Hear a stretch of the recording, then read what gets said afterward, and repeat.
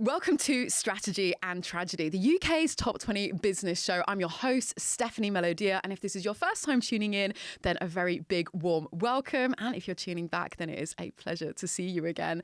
I am so excited to interview my next guest, Deborah Williams. She is the founder and CEO of the Women's Association, building a lifelong ecosystem to ensure women and girls have the support they need to reach their full potential at every stage of life. Definitely a mission I resonate with.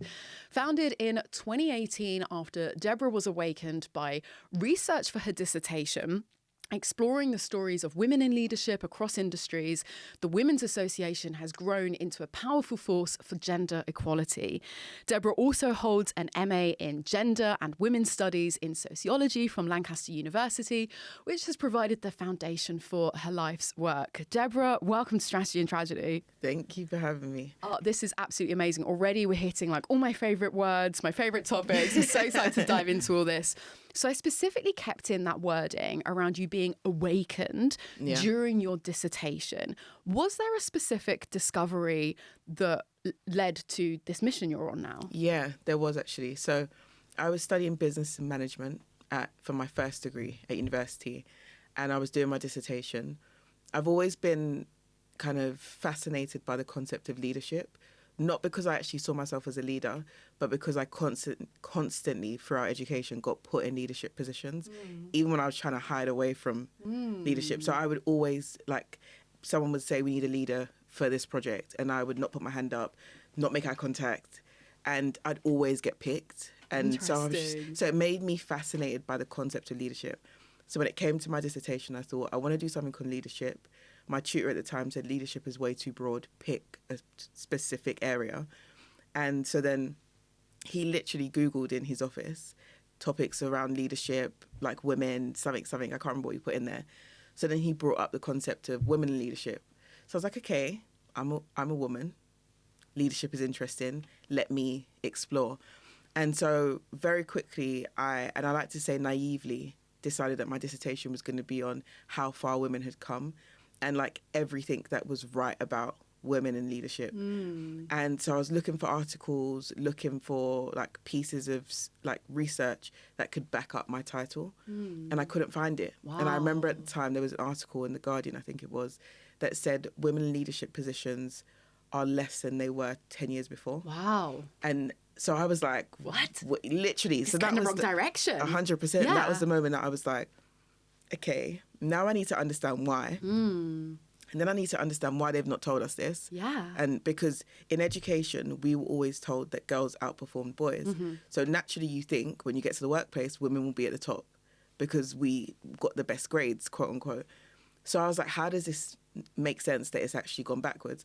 So then I was like, okay, I'm going to need to speak to people and build my own research.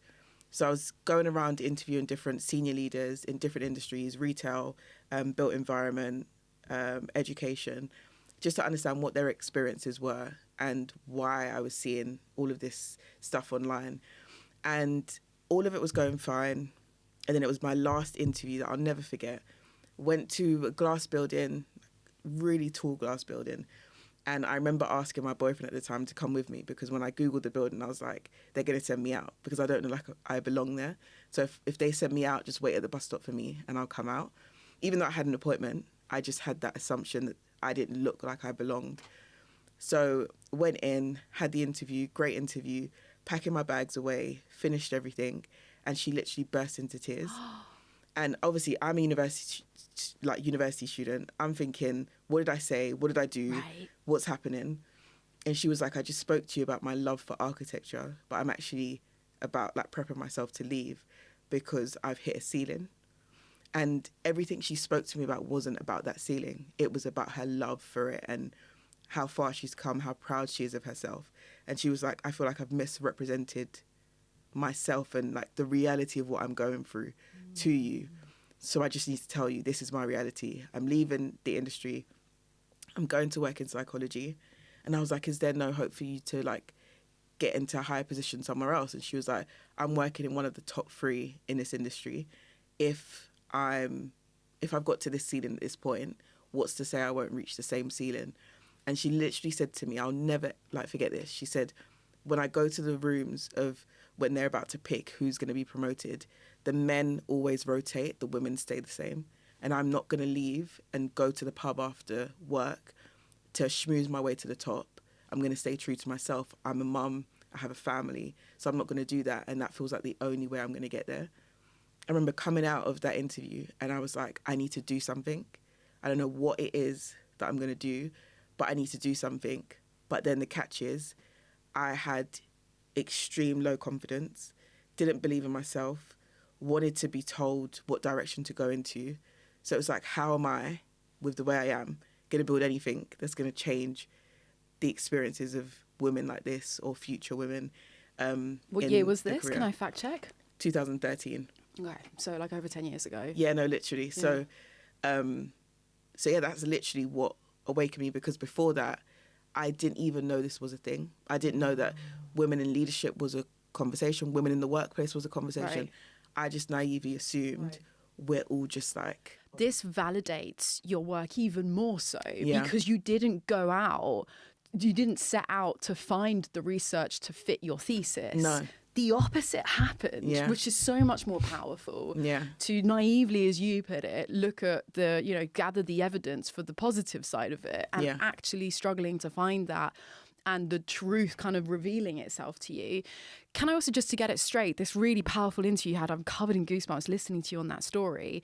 The main bit of this interview was this woman telling you what she thought she should be saying and sort of giving you the party 100%, lines 100%, as opposed to the reality. Yeah, so she was definitely so powerful. In that interview. She was a representative of her organisation. Yeah, right. And then when it was time to leave, she became the mask herself. Fell.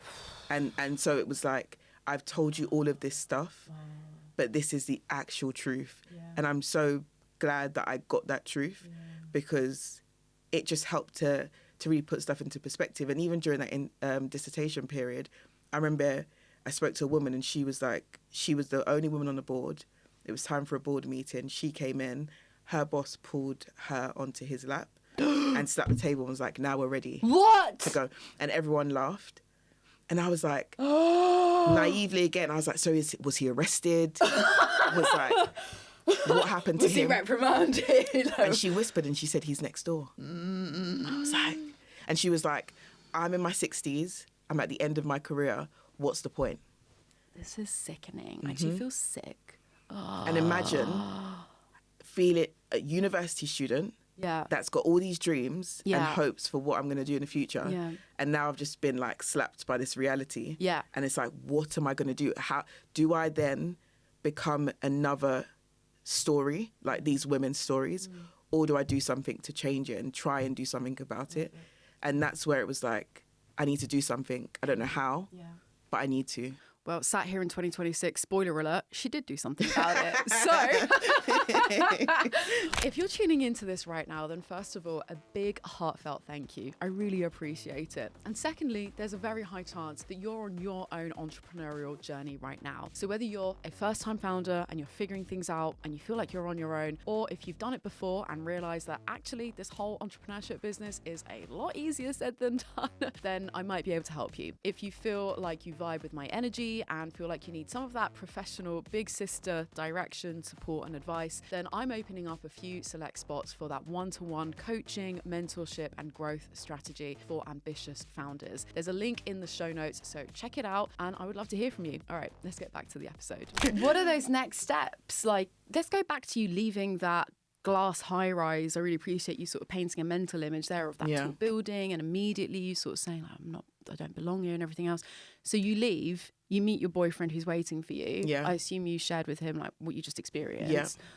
What do you do next? And especially with, I know the power of role models, for example, and you kind of alluding to like someone like me, someone who looks like me. Yeah. Did you have anyone to look to? Were there any practical steps you took to? Yeah, no. So I didn't have anyone to look to. I feel like that was the first time I stepped out of line. I was very much someone that just, where you tell me I need to be, I'll be there. Yeah.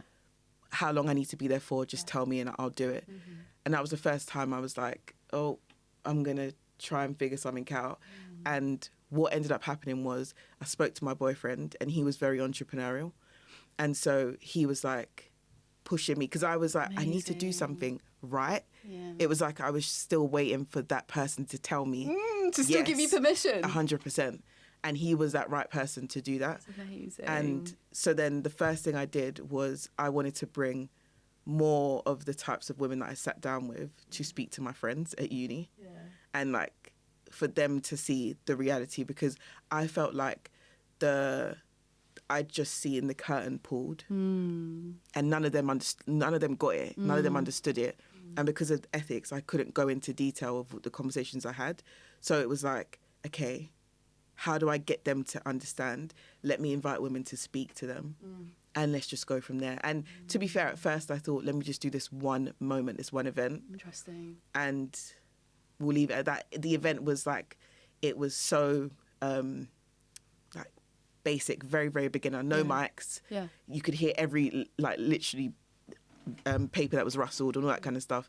It was just, I just need you guys to hear what's happening. Yeah. Like no one's telling That's us all this is about. So let's hear it. Yeah. And then after that, we had 150 women sign up and we only had a space for 50. Wow. And then I got emails and was like, when's the next one? When's the next one? And I was like, there is no next one. Like, what do I do now?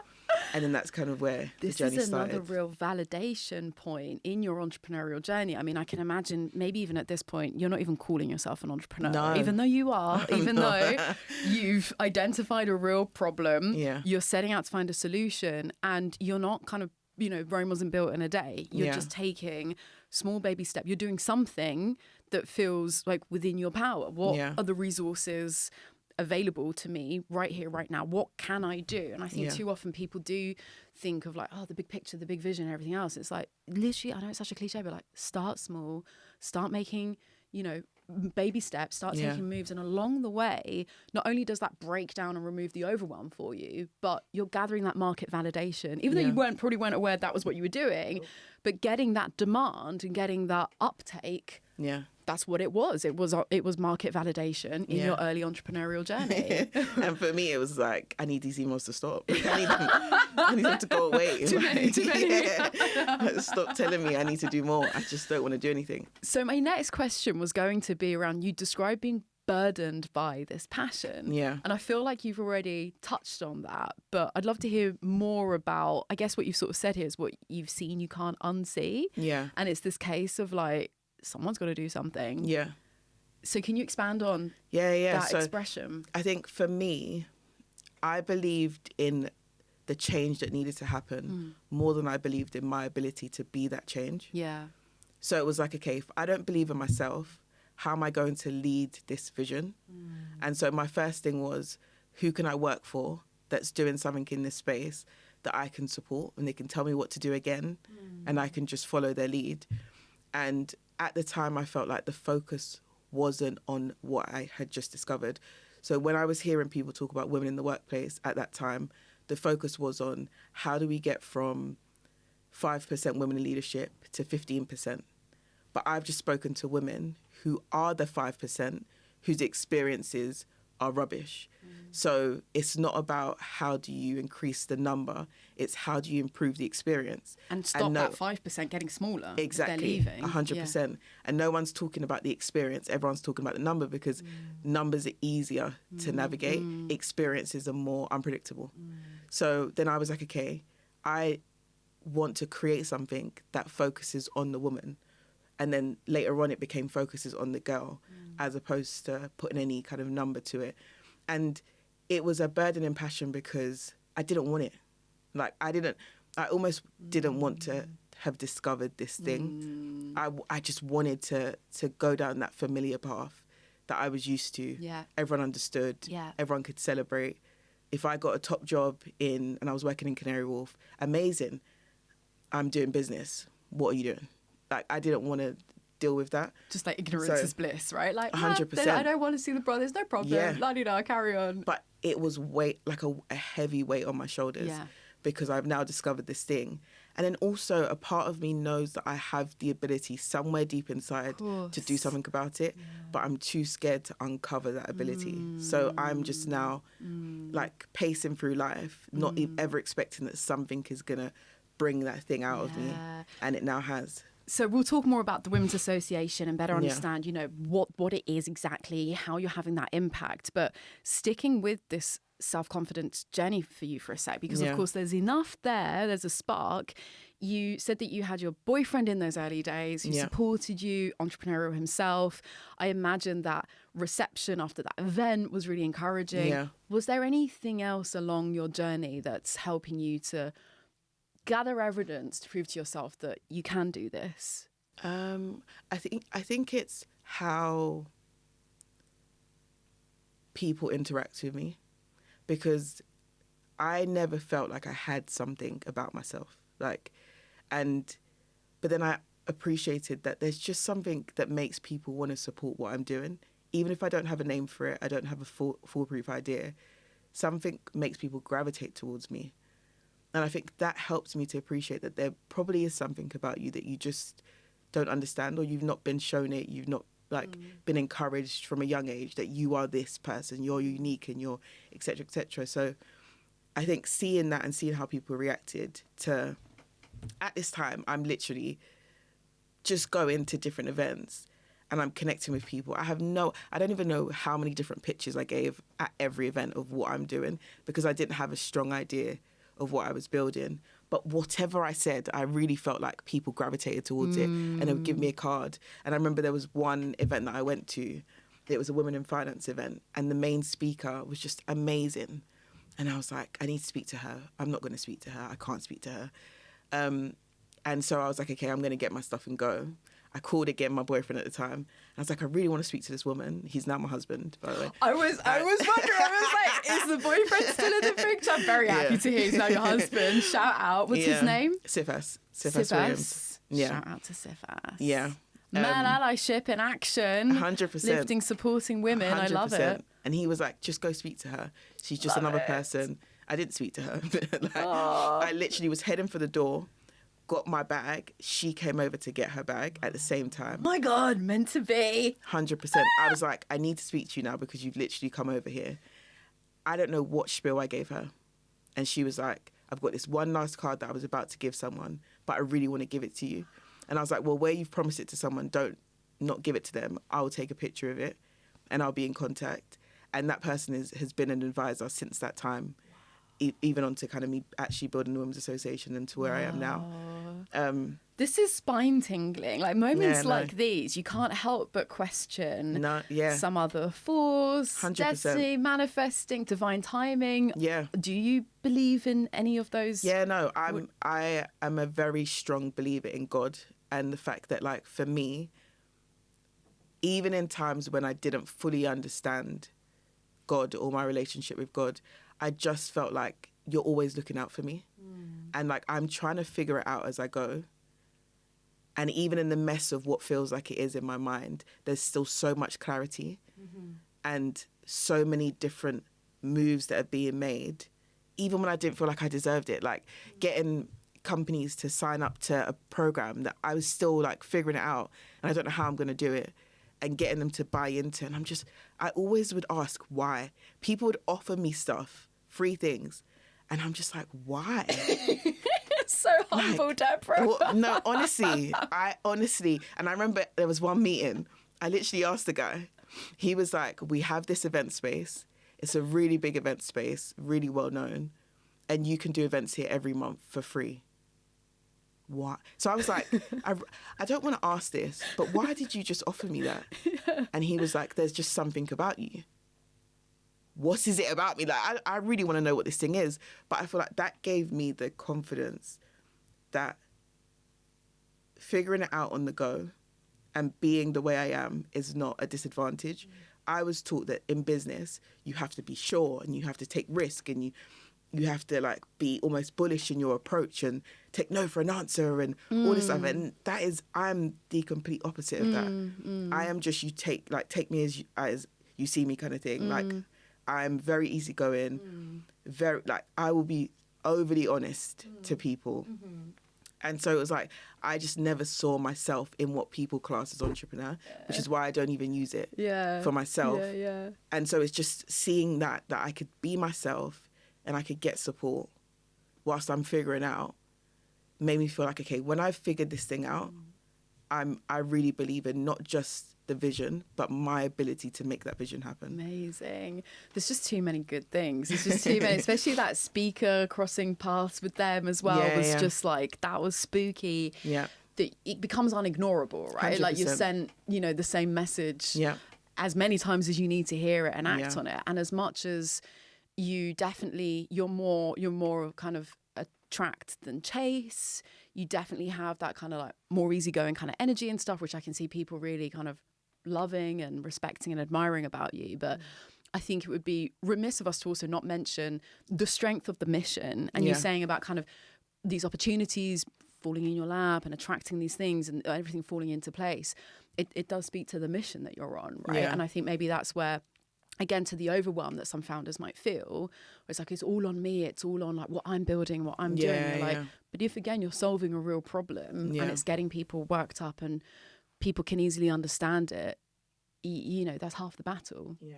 Yeah, no, it is. So with the Women's Association, I'm going to read out my notes here. So you're building an ecosystem, I love this, to help women and girls to make their dreams a reality. Yeah. Because I'm quote here, when you have the right support around you, your dreams stand a real chance. Yeah. So tell us more about this ecosystem that you're building and tangibly how this helps not only girls and women, but society as a whole. Yeah, so I think very early on and throughout building the Women's Association, I wanted to make sure that I have real contacts with the people that I'm building this for.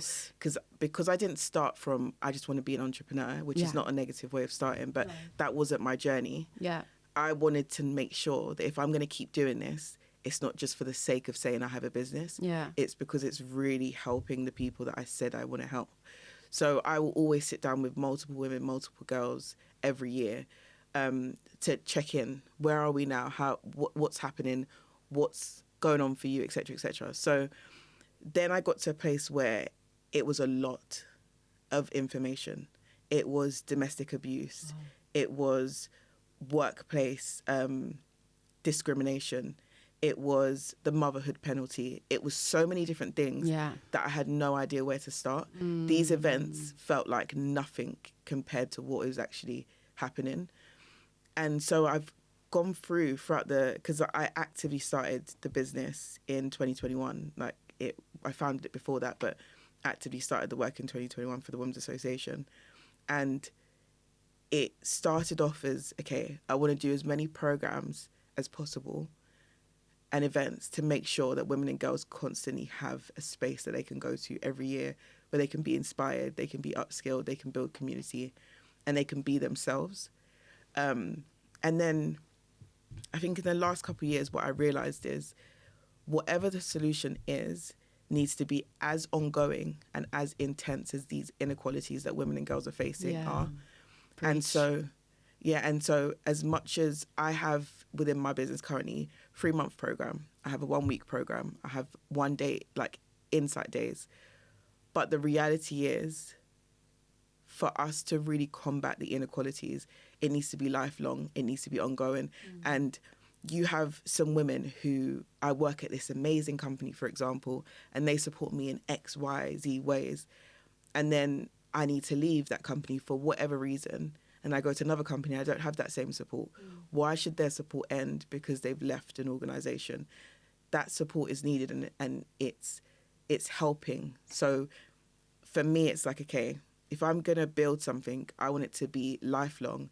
I want it to be an ecosystem of support where we have people, we have companies that understand the need for the support and are working with us to create as many opportunities for women and girls in a year, because the inequalities we face don't have a start and end date. They are ongoing. They just evolve over time. 100%. And sorry, no, I was just going to say, with the myriad of problems, that's just the tip of the iceberg. You mentioned a few there. Are there any top problems that you're focused on solving with the Women's Association? So right now, our main focus is on careers. And for girls, it's on access to organisations, to opportunities. So we work with a lot of girls from lower socioeconomic backgrounds who have never had work experience, have never had a mentor, and we focus on giving them their first access. For women, it's about supporting where they are and where they want to be, and removing as many barriers in between. Amazing. By creating opportunities and programs again, but then also community, and so that women can support each other. Fantastic. Whilst I'm still working to build what this ecosystem wants to look like. Yeah, because it takes commitment from companies, etc. Yeah, that focus makes a lot of sense, right? The career development, it feeds into the financial empowerment, the progression, the self-empowerment in a very kind of real, practical way. And of course, there's a myriad of all these different problems, but that does feel like a very kind of good cornerstone to start kind of tackling the rest. Because I think when you're doing well, especially if you've got the financial means, when you've got that self-respect and everything else, I would, imagine it does make some things like leaving a toxic relationship that bit easier, right? Because you've got the means, because you've got the self-respect and confidence. Yeah.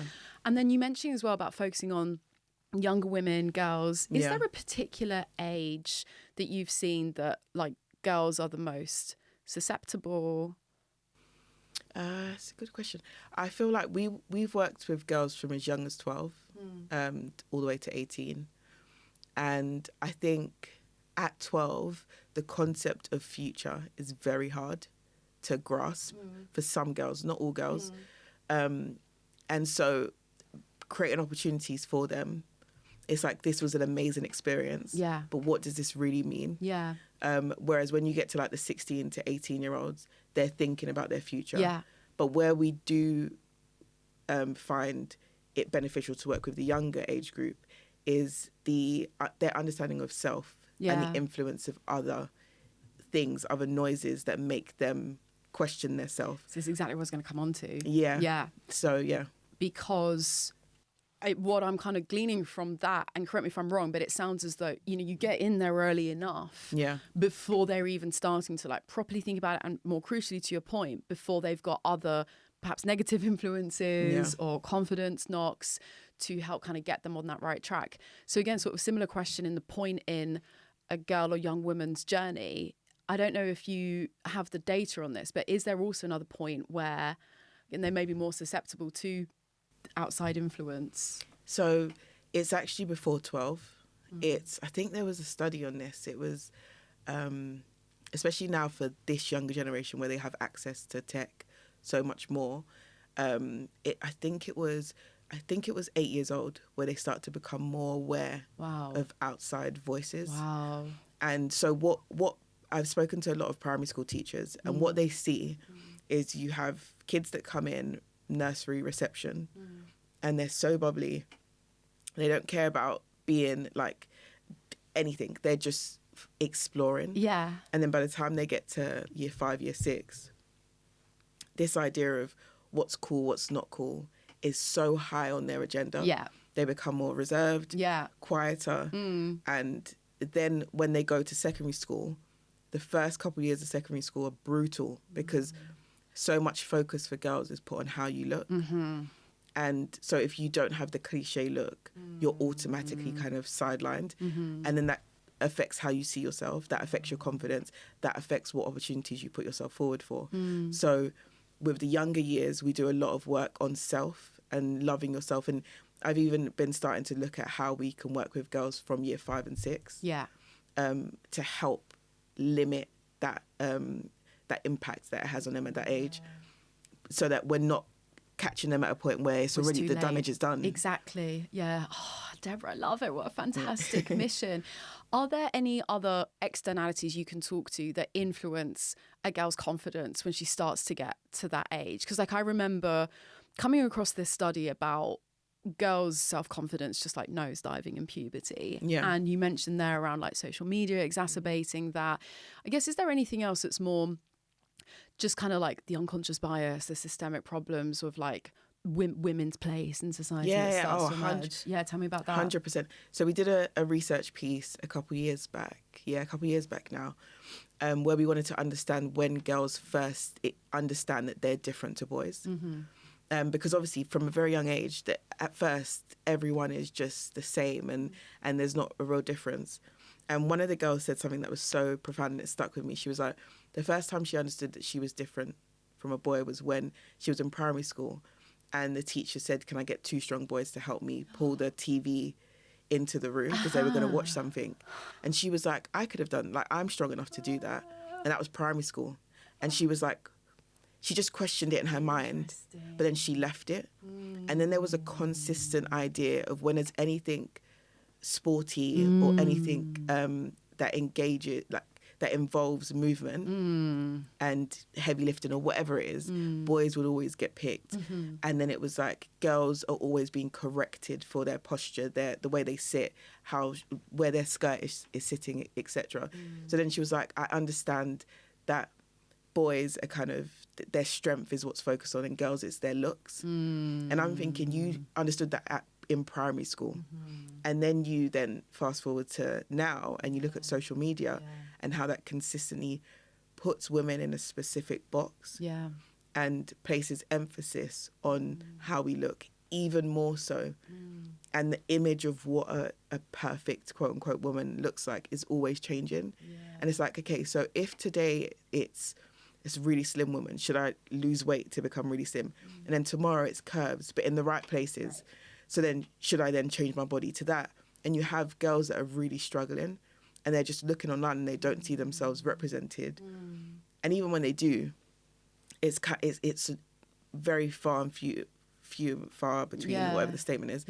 And so it's like, it's not enough to make them feel like I'm good enough.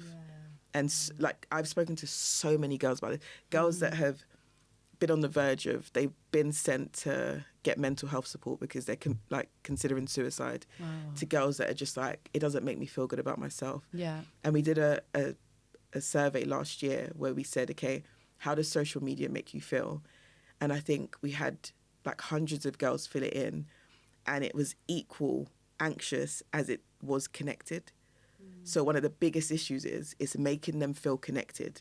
It's making them feel like they're aware of what's going on, but it's making them feel anxious at the same time. That's why it's such a trap, isn't it? Exactly. You're trapped. So the idea of don't go on social media doesn't even exist because I will miss out on everything that's happening. And FOMO is a real thing. So yeah, there's so much that I want to do in that space because I feel like social media was introduced way before self-love was. And so now self-love is filtered through what we see online. And I can love myself if social media tells me that I'm worthy of love because of the way I look, as opposed to I love myself just because I love myself. And it's impacting like our generation, let alone their generation that are growing up with it. Can't even imagine. Exactly. Oh my God, I'm so glad the Women's Association exists, Deborah. I think this goes back to like all these other people you came across who were so attracted and want to get involved because it's like, this is a real problem, let alone if you've got kids, which we'll come on to as well. But I just want to share a stat that blew my mind, and I'd love to just get your take on this. Was actually shared with me by another fantastic guest called Lauren Curry, who told me that the UN did this report that showed that 90%, that is 90, not 19, 90% of the global population have a negativity bias towards women. Wow. Isn't that disgusting? I feel sick even saying it. I genuinely feel sick even saying it. So I was like flabbergasted. You can imagine my reaction when Lauren sat where you are now told me that. And of course that includes both men and women. And it manifests in a variety of different ways.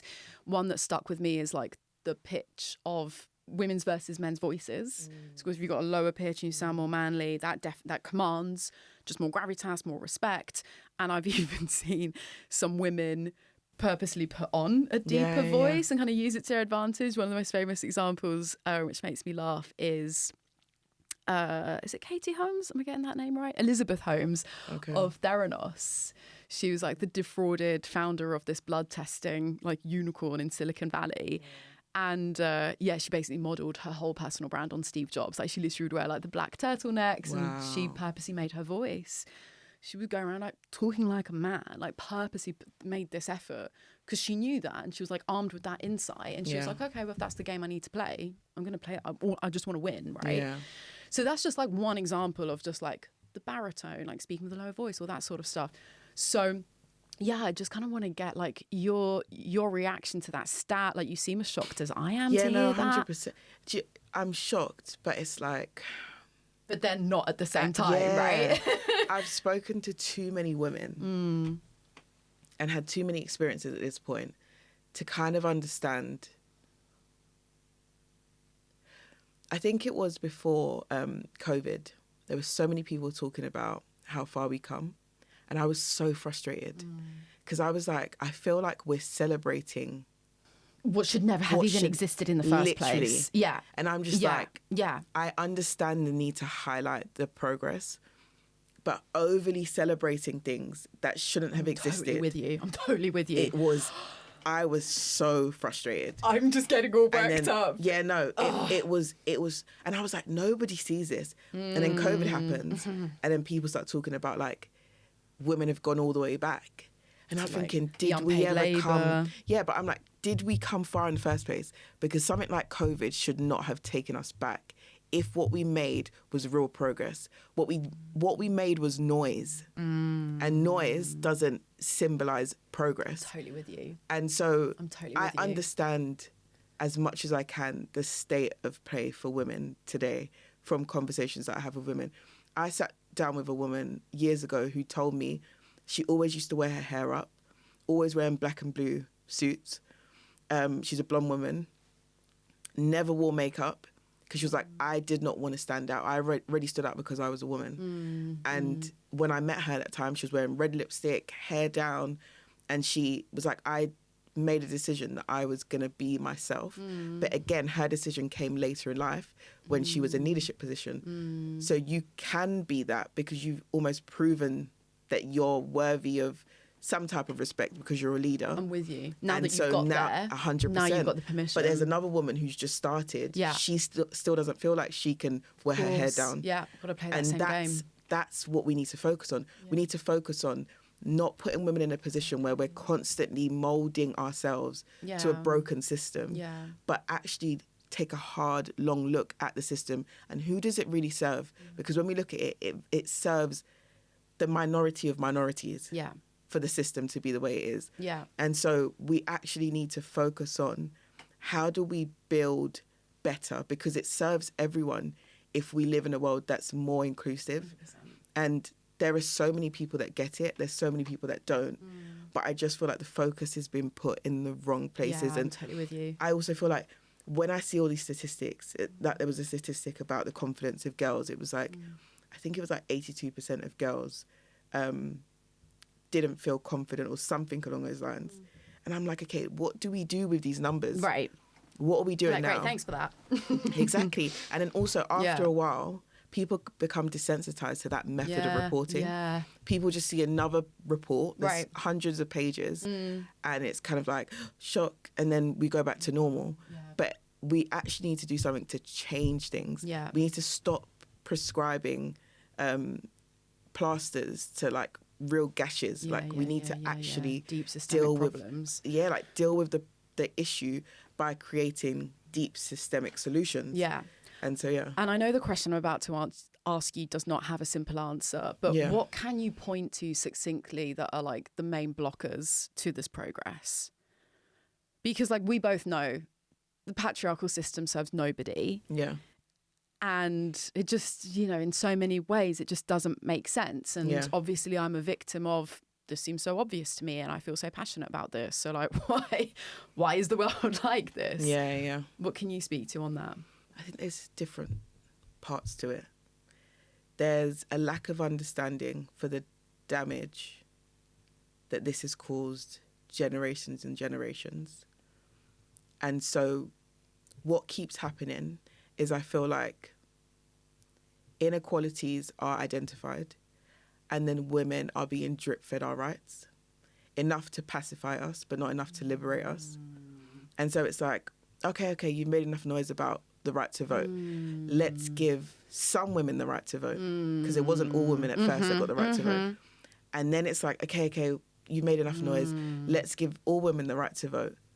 But we're still not being treated as we should. So it's like, when is it going to get to a point where you understand the problem enough to appreciate that the little pieces of pacification are not enough to actually liberate women? And then I feel like the image of a woman has been so tarnished by media, and it lives like it's a living thing in the sense that how people have seen women back in the day in ads, and like where they would have ads where women are always in the kitchen and washing up or juggling multiple things and in a pretty dress looking really happy, has not gone away.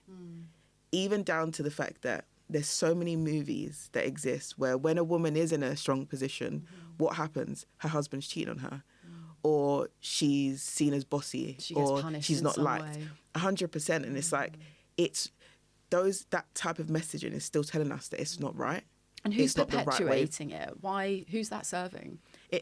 But the thing is, I feel like because it's actually not subtle, but it feels like it's so subtle because it's just a movie or it's just an ad.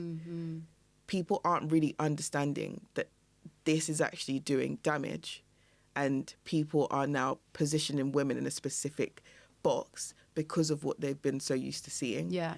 And so, like, I spoke to a friend about something she was navigating at work, and I was talking about, unfortunately, the reason that you're butting heads probably with another man in your workplace is probably because he's not comfortable with being challenged by you as a woman, because he's got an image of women in his mind, and that image is not being like someone that can challenge him.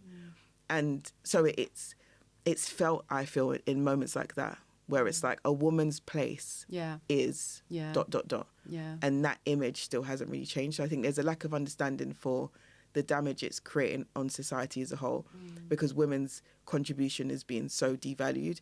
And then there's a true lack of understanding of the role of a woman because of the image that has been perpetuated for years and is still being perpetuated now. Something else you wrote that I loved was, let's get back to kind of the dreaming and get on a bit more of a positive kind of like note here. You wrote, I love what you wrote here. You wrote, somewhere along the way, many of us were taught to dream smaller. My goal is to help bring that power back, because some of the greatest movements in history started with just one person and a dream. Now imagine if every woman and girl had the support to act on hers. And so from childhood, so many of us are taught that our ambitions must fit with the socially approved molds. So how can we start to dream bigger and give ourselves that permission to have big ambitions? And what's your big dreams? I think it's about making sure that the infrastructure exists to not kill those dreams, because I think for so long those dreams have been killed. So trusting that it's a safe space for my dreams to kind of exist and for me to kind of plant the seeds is a big thing. And I think the infrastructure and having the conversation that we acknowledge that there's a problem in this area, and we're going to focus on that, is a really big step. But I think also finding a way to become more in tune with our true, most authentic version of ourselves, because I think we lose that as time goes on. Yeah. As kids, we're so ourselves. Yeah. Like you can't even stop them from being themselves, kind of thing. And then you put kids with big dreams and kids with big ambitions and drive and excitement for life into different systems that tell them that this is the way we do things here, and eventually we kill that thing. Yeah. And so, for example, my son is really great at drawing, but if he's put in an environment where they say we reward grades for maths, English and science, that dream of him and that passion and excitement he has for drawing eventually starts to go away because it doesn't belong. Yeah. And so he won't, because we will drill it in him, and we've put him in an environment that supports that. But the typical kind of idea of that is someone could get to the age of 50 and never even remember that they love to draw. Yeah. Because it's slowly but surely been kind of taken out of them. 100%. Yeah. And so being able to come into who you are, who you truly are, forget social media, forget all the voices and all the noise, and exist for a moment, I feel was so powerful to understand, okay, who am I? Who do I want to be? What do I love? What don't I love?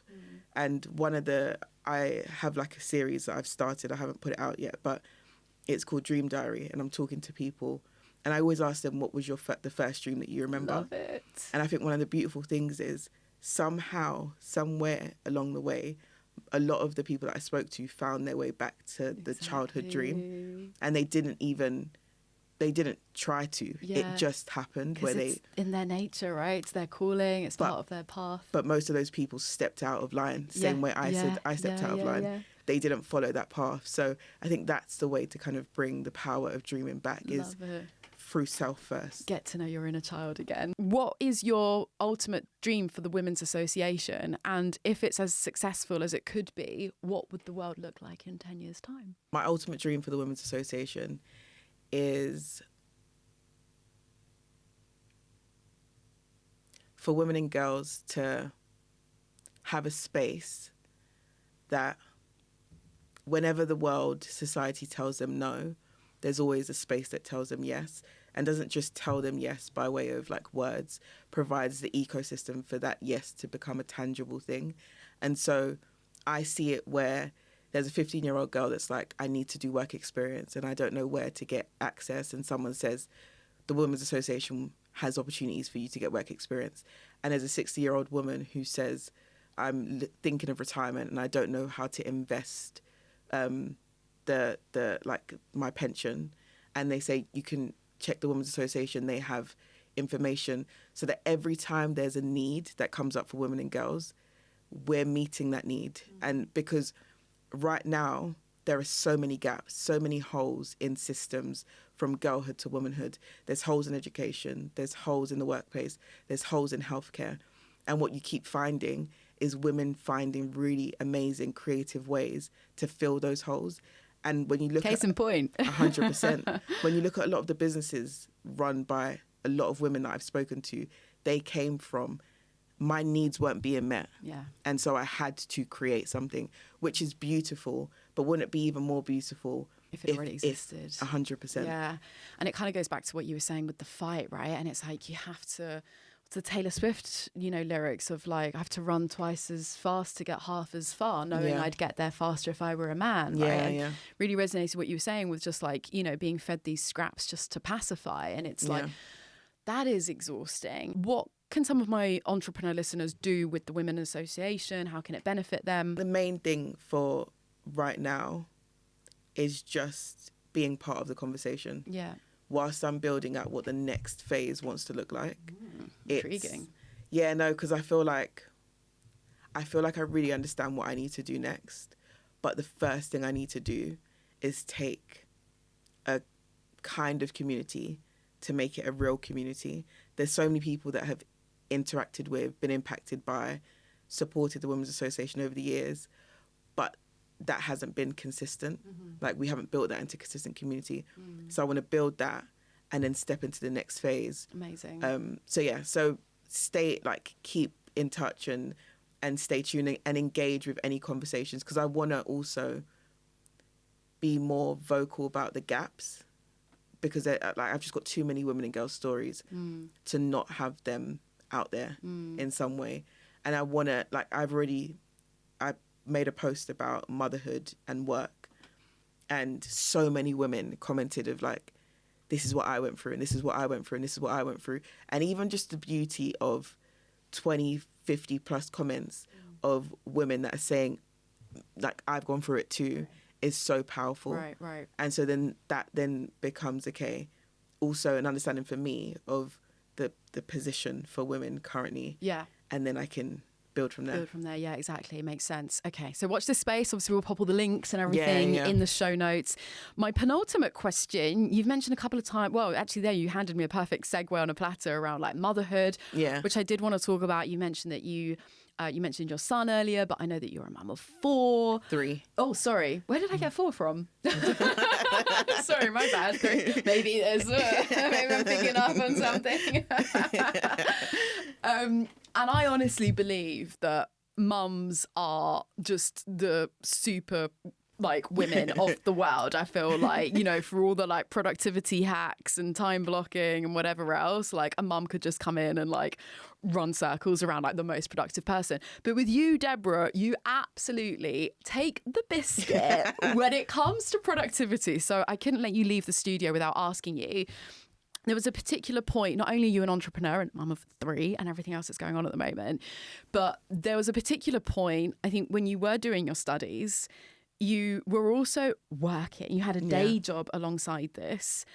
you can maybe paint a more accurate picture of what your life looked like. Yeah. How did you do it, and what inspiration can we take from you on the productivity side of things? At least for me, I want to know. I was working in the NHS as a receptionist. I actually worked 2 jobs in the NHS. Oh my God. One part-time and then one was kind of 0 hour.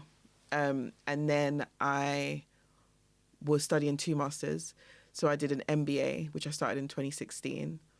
And that was supposed to last for 3 years.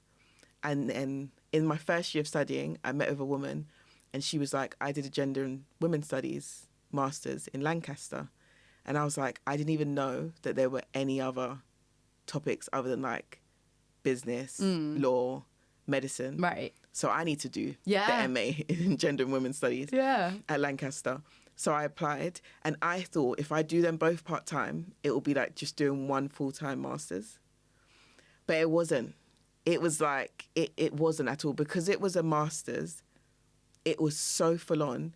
And then the MBA was London, the MA was Lancaster. So I would literally work Monday to Thursday in a GP surgery.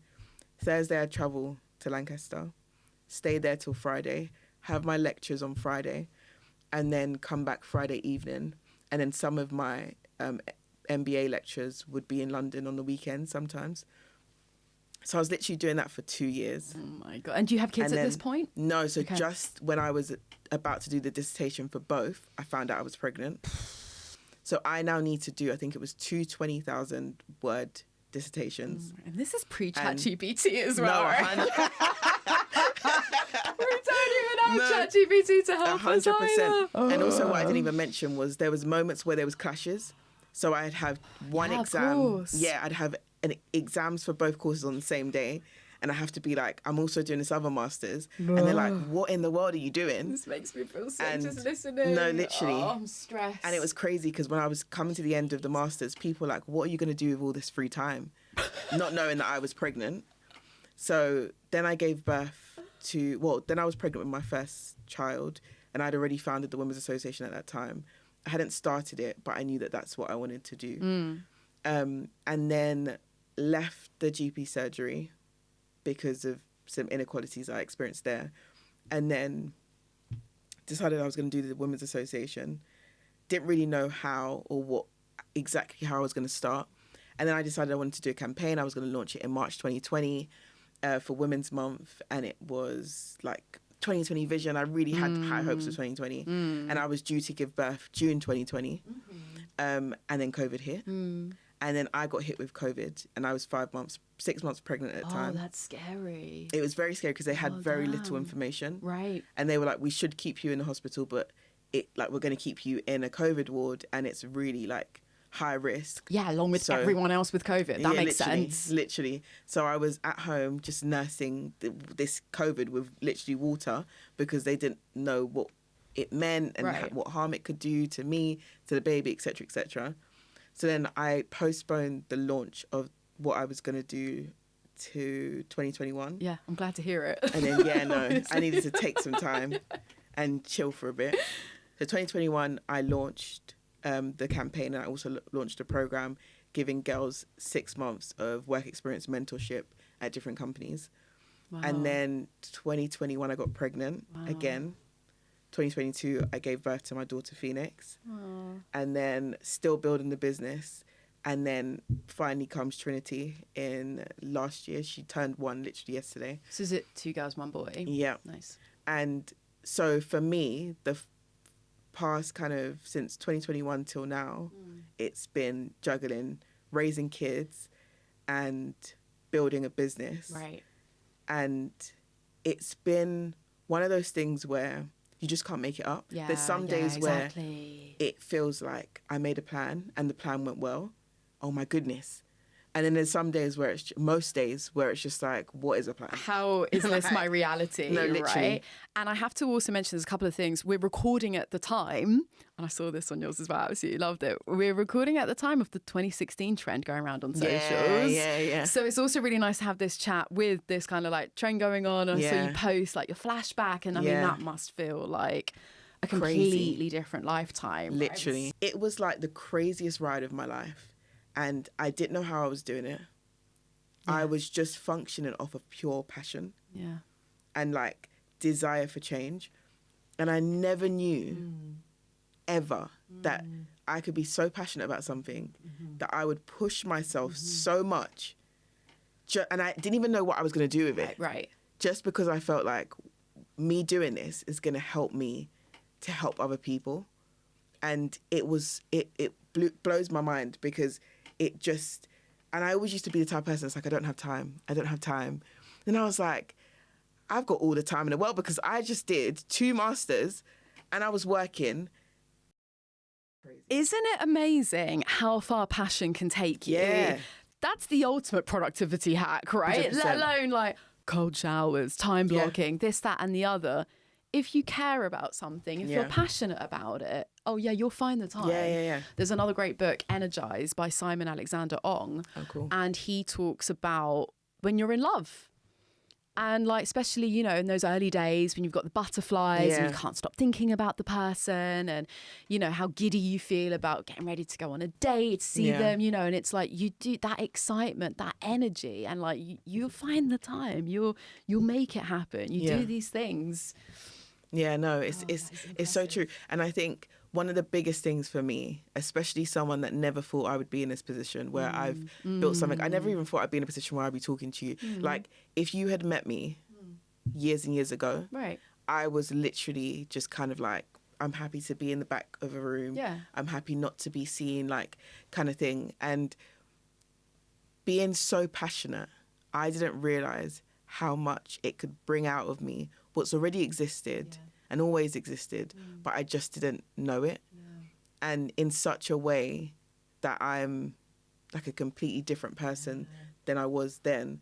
And I'm doing something that really drives me because also as a parent, you think consistently, what world am I leaving for my kids? Exactly. And especially there's so much going on in the world that is so hard to navigate and to hear and to deal with. But it's knowing that there's moments of like, there's really amazing moments of transformation. There's girls that have never had access that have been like, thank you so much because like you gave me that first step through the door in a place where I didn't even think I belonged, and it takes me back to that glass tall building that I was in where I didn't feel like I belonged, and I did something different for someone so that they didn't feel how I felt. Yeah, amazing. And so that's what really drives me. It's that understanding of who I'm doing it for, why I'm doing it, and what the North Star looks like. Where am I going, and what type of world do I want to see? And I would say that for anyone that's building something is just being really clear about why, who, and how really helps. And in that order. Yeah, no, 100%. In that order. Deborah, this is so impactful. I mean, transformative is the word that comes to mind as I'm like hearing your story, like this huge shift. And some, you know, being very practical as well, like some great business lessons too there as well. We're saying about like attracting people to what you're building, but in addition to who you are and how you hold yourself, it is that mission that people get behind. And again, I've had some other incredible entrepreneurs that if you are in that alignment, if you've got the passion fueling you because your North Star is clear enough and your mission resounds with enough other people, success becomes inevitable. Yeah. I mean, not in a completely different space, but like Hector Hughes of Unplugged comes to mind as well. So he's the founder of these cabins that's all around digital detoxes because it's the same thing as well, where it's just like we're spending too much time online, we're addicted, phone addiction. And again, it's something that's like, I don't need to be using like sophisticated techie language to explain that to you. You know, you can say that to anyone and it resonates and people get it. And to your point, when you think of that, when you take that long view and you look at what will the world look like if I'm successful in 10 years time, kids or no kids, like that really does put things into perspective. So Deborah, my traditional closing question, I feel like we maybe covered this with my first question to you, but let me know if there's anything else that comes up. It's called Strategy and Tragedy for a reason, because often the best lessons come from the biggest tragedies. We've covered a few of them already, but is there another tragedy you'd like to share that's taught you an unforgettable lesson? I really struggled with understanding the right first hires. because again, I'm someone that's typically not from like a business background, even though I studied business, but I didn't have a deep understanding of business and how it works. And so I had a hire that was, she basically, for maybe like 9 months, had been trying to sabotage my work. And I was so heartbroken. But at the same time, I ignored all of the feelings that I had for a long time. Gut instinct. 100%. I had those instincts for a while, but I ignored them. And I ignored them because I felt like I wanted to be different. I want to be a different employer. Yeah. I want to give people more benefit of the doubts and even more benefit of the doubts. Yeah. And I want to be more accommodating and I want to be more flexible because that's what I'm preaching. And also because you just don't want it to be true. 100%. Like, it's easy to just be like, no, I don't want to be right. Yeah, no, not at all. And I feel like one of the biggest lessons I learned from that is trust. Give absolute trust to yourself and your instincts above anything else. Because if it does, it's very rare that it will steer you into the wrong direction. Do you connect that to your religion at all, your faith? Yeah. Yeah, because I feel like I've been someone that's always tried to... I was raised in a church, and then I went through a period where I was trying to figure it out myself. And then it was like I found my way back to God over time. And I feel like God and the idea of God is not physically present with me in this room. And so I constantly have tried to be like, God, I know you've got me, but just 1 second, I've got me too. And so I'm just going to do this over here and I'm going to help you help me because I can feel kind of the effort that I'm putting in. And I'm just hoping and trusting, which is a very different thing. But I had to let go of all of the things that I felt I could do because as a person, there's so many inadequacies. There's so many things that you can't, at a certain point, you can't do anything anymore. Sure. And I feel like if I had lent on God more, I would have been in a position where I would have listened to that instinct that I had. Yeah. And I wouldn't have thought, there was so many moments that I was just like, this is a red flag. This is an issue. This is something that I need to raise. But it's like, how do I raise it? Because of the business I'm running and because of my nature, which is very laid back, there's an expectation of the type of leader that I'm going to be. Yeah. And for the wrong person, that is a leader that you can take advantage of. Yeah. And I was so, again, naive to that. Yeah. I just thought if someone works for me, they understand the vision, they understand the mission, and that would be greater than anything. And that would govern them the same way it governs me. Yeah. But this is not their baby that they're building. This is mine. And I can't even put that on someone else for you to take it as the way I take it. But for me, it's like, it's about trusting in God. It's about listening to those moments where I'm just like, this doesn't feel right. And again, it goes back to trusting myself. Yeah, exactly. I think for a long time, again, it's listen to other people telling me, giving me permission to even trust myself. Yeah. And so then when it was at a time where I really needed to trust myself, and I could have done with trusting myself because it would have saved me 6 months of everything that I then had to navigate, the repercussions of it. It's like, okay, like you know you enough. You know you more than anyone. When you're telling yourself this is off, trust that it's off and figure out why later.